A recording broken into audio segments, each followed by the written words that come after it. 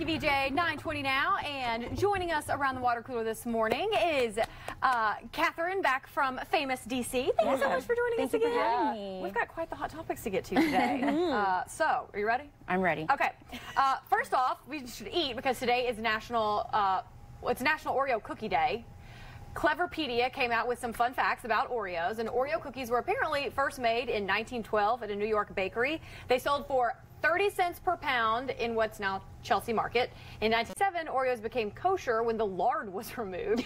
They're also vegan friendly since the cream doesn't contain any actual dairy products. Thank you. Makes me wonder what's actually in it. They are the best-selling cookie in the world, and women are more likely to pull the Oreos apart than men. I still do that.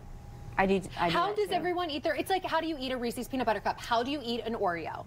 All at once. Oh no, I twist it and I lick it and then I eat it. Oh, see, I twist, I eat the cookie, and then I eat the other one, and I save the one with the icing for last. Oh, and sometimes if I'm having a few, like I'll take and do you guys ever dip them in peanut butter? Peanut butter. Thank you. I put it in the middle. Spread it on, and then do the other Nutella, anything really. I don't keep mine around long enough to do mine. In the mouth they go. Oh, wow. Oh, yeah. They could have kept the lard in it. I would have eaten it anyway. I mean, but Audrey did bring up a good point. Like, what exactly It's not cream, so what is in it? We should also point out, so thank you to Oreo for sending us stuff. They've got all kinds of new products. The Big Crunch Bar. Oh, wow. Little thin bites, so that, these are like Thin Mints. Thin Mints, right? Those are mint flavored, so you can feel, I guess, a little bit these are better. the Milka bars. Yeah, these are so good. I actually have had these before. I don't think these are vegan, though, if these have Milka in them. Oh, these are just the regular, not mint flavored. Oh, is that a cookies and cream? Okay. Yes. I'll do the regular. So, happily give it a try. while we're tucking in to our Oreos, let's talk about something that stinks. The sniff test may tell you if you wore enough deodorant, but apparently it doesn't work when deciding if you need to wash your clothes. Everyone all together. The American Cleaning Institute came out with a list of when you should head to the washing machine. Bath towels should be hung to dry between uses and washed after 3 to 5 uses. I agree. Bed sheets should be washed at least every 2 weeks. Bras can be worn 2 to 3 times before washing. Oops. And jeans can typically be worn 3 times before washing. Okay. I am not washing stuff nearly enough. I will wear blue jeans literally 10 times before I wash them. Yeah. It depends unless I get them dirty. Right. It depends on what you're doing. If you wear them to the club and you're dancing and you're sweating, no, they're getting washed. Right. Bed sheets, I agree with. I do the whole 2 week at most bed sheet thing. What about for the bath towels? What are you, a bath toweler? That's a good one. Probably whenever I throw everything in, so either a week or 2. But like, I'm clean when I'm. See, we have had this discussion so many times here. You know, I'm clean. So I'm like washing it every time I dry myself anyway. So I'm really washing it every day. Right, it's just water. Why do I have to wash it? True. Yeah. See, I like to wash towels after every use.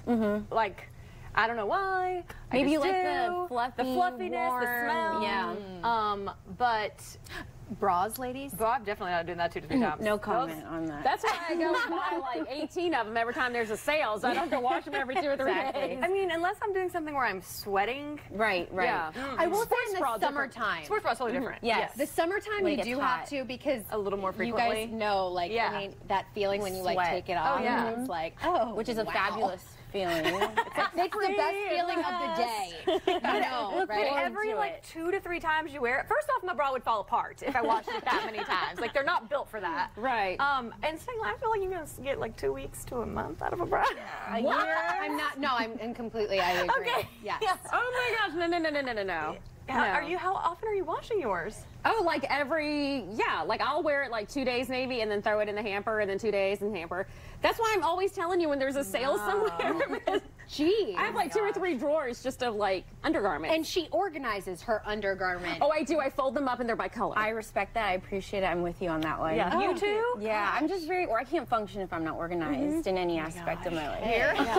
It's a good one. Yeah, let's get to the latest Twitter debate that's going on about who pays the bills in your household. The conversation started by Cortez Ruffin, who posted, if a man and a woman live together, should they split the bills evenly or should the man pay all the bills? And the response is, we're split. Some people say it's not about gender, it's about dollars and cents. If one person makes more than the other, then they should take care of the bills. Other people say that the bills should be split between men and women. I mean, are you both employed? I feel like if you're both employed, then you should both split the bills. Like, You should be contributing, yes. what is the woman doing? You just keep all the money and you don't pay any of the bills? Which is smart. That's strategic. Yes, actually, I should be taking notes. Back in the day, my dad, because he worked, my mom didn't, and then she got like a little part-time job. Yeah. So his money paid for everything, and then her money paid for like herself and the kids. Fun money, and, yeah. Yeah. I mean, do y'all split the bills? Yeah. I feel like I'm talking to one person out there on this one.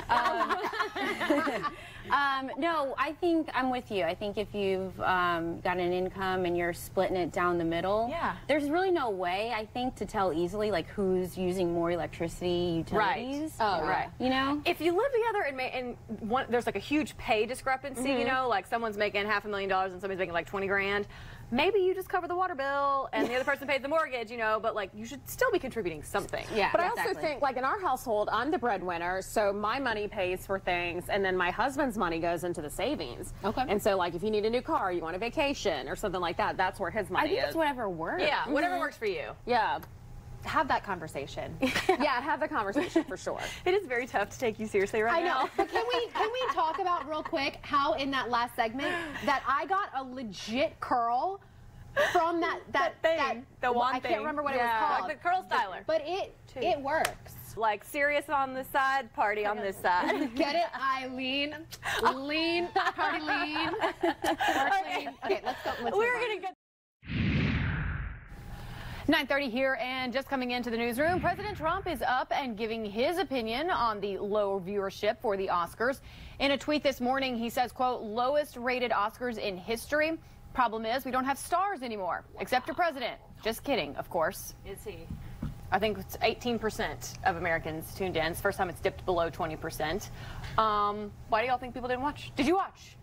We were all asleep, so all of our hopes and dreams are on you, Catherine. I did watch. I was judging other people's outfits in my mismatched pajamas. I did not have anything to say. I had no room to talk, but it didn't keep me from judging what other people wore. Yeah, I did watch it. You know what we were saying before, I think a lot of people tuned out before it even started because they knew it was going to bring up politics. I knew they were going to get a little political with it, and they just didn't want to deal with it. Plus, I think we're just watching things differently now. Like you said, Eileen, I don't have to sit there and watch 3.5 hours of the show when I can just get up the next morning and the complete list is right there on our website. At WJLA. Who wore it best. Yeah. But I agree. I think that people, I mean, you see all the award shows, they continue to get political. All the award shows, viewership is down. You know, and I know a lot of the general public looks to Hollywood for an escape. We go to movies because we want to, you know, escape what real life is and, you know, just be entertained for a little bit. And to those stars who say, well, I've got this platform where I'm going to share my opinion, I'm going to share my voice, but that's not what that platform was originally intended for. Like, well, I mean, you were made famous by being an actor or an actress or a singer. If you want to get political, run for office. That's what that platform is for. I think you also have social media nowadays. So if you want to be political, then do it on your social media platforms because all of you have millions and millions of followers. And Hollywood wasn't really an escape this year. I mean, there was so much scandal surrounding it. So I think that's another thing that people wanted to avoid and not watch, not get into. I feel sad, though, at the end of the day, because here you do have these actors that put so much time and energy and effort into creating these movies. And I think a lot of times it's overshadowed. Like, I think if you asked a lot of people who won the Oscars, like what was like the best picture or something, like I don't think a lot of people would be like, I don't know. You know what I mean? Just they remember last year's because they messed up. Exactly. All right, well, social media is apparently a gift and a curse. When you log on, you can always count on certain friends, posts, or shares to annoy you. Reddit users came out with a list of the top 4 annoying users that you will find on social media. The first one, I would say this is probably the biggest one, the egocentric. This is the person who gets so wrapped up in their own lives, they believe that every detail of it will be of interest to their followers. The second one, the one in need of a journal. This is the person who turns to social media to complain or post too many personal issues. The third is that couple. These are the people who just got into a relationship. They flood your timeline with photos of them. And then last is the arguer. This is the person who posts controversial things just to stir the pot. Agreed.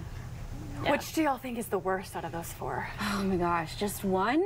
I know, it's really hard. They did a good job. Yeah. That's difficult. Oh my God, I don't know. I don't know where to pick. The pot store. Really? Yeah, that annoys me. It's People like, get mean. yeah, they do. Yeah.